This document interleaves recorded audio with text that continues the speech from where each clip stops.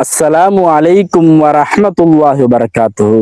மனிதனிடத்துல இருக்கக்கூடிய மிக முக்கியமான ஒரு குணம் கோபம். இந்த கோபம் தான் மனிதனை பல முக்கியமான நேரங்கள்ல தப்பான முடிவு எடுக்கக்கூடிய ஒரு சூழ்நிலைக்கு தள்ளிடுது. இன்னும் எந்த அளவுக்குன்னா, மனிதன் இன்னொரு மனிதனை காயப்படுத்த கூட தயங்குறது இல்லை. காரணம் என்ன? மனிதனுக்கு உண்டாகக்கூடிய இந்த கோபம் தான். கோபத்துல இன்னொரு மனிதனை வீழ்த்துறதையும் அவனை அடிக்கிறதையும் தனக்கு கிடைக்கக்கூடிய ஒரு வெற்றியாகவும், கோபத்துல நம்ம செய்யக்கூடிய சில செயல்கள் மூலமாக நம்ம ஒரு வீரனாக நம்ம நினைச்சு கொள்றதுதான் இன்னைக்கு இந்த சமுதாயத்தில் இருக்கக்கூடிய ஒரு தவறான ஒரு சிந்தனை. நபி ஸல்லல்லாஹு அலைஹி வஸல்லம் அவங்க மிக அழகான ஒரு ஹதீஸ் சொன்னாங்க. லைஸ ஷதீது பிஸ்ஸுரா இன்னம ஷதீதுல்லதி யம்லிகு நஃப்ஸ் இந்தல் கலப். கோபத்தில் பிறரை வீழ்த்துபவன் வீரன் அல்ல.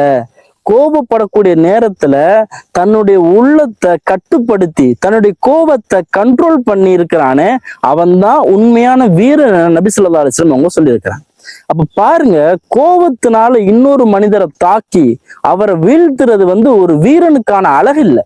கோபத்துடைய நேரத்துல கூட தன்னுடைய கோபத்தை கண்ட்ரோல் பண்ணி, நான் நினைச்சேன்னா இந்த கோபத்துல இன்னொரு மனிதரை வீழ்த்த முடியும், ஆனா அந்த நேரத்திலையும் இந்த கோபத்தை கட்டுப்படுத்தி என் மனசை நான் கண்ட்ரோல் பண்றது இருக்குது. இதுதான் உண்மையான வீரனுக்கான அழகு.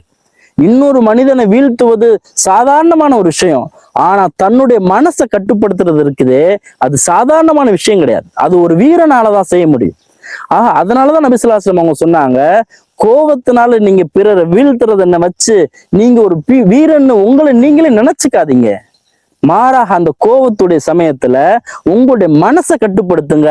அதுதான் உண்மையான வீரத்துக்கான அழகு. கோபம் வரக்கூடிய நேரங்கள்ல நாம நம்மளுடைய உள்ளத்தை கட்டுப்படுத்தி அமைதியாக இருக்கக்கூடிய அந்த சூழலை அல்லாஹ் தஆலா நமக்கு தந்தல் புரிவானாக. உங்களுக்கு இந்த வீடியோ பயனுள்ளதாக இருக்குதுன்னு நீங்க நினைச்சீங்கன்னாக்க எனக்காகவும் முழு மனித சமுதாயத்துக்காகவும் துவா செய்யுங்க. அதோட இந்த வீடியோவை ஷேர் பண்ணுங்க.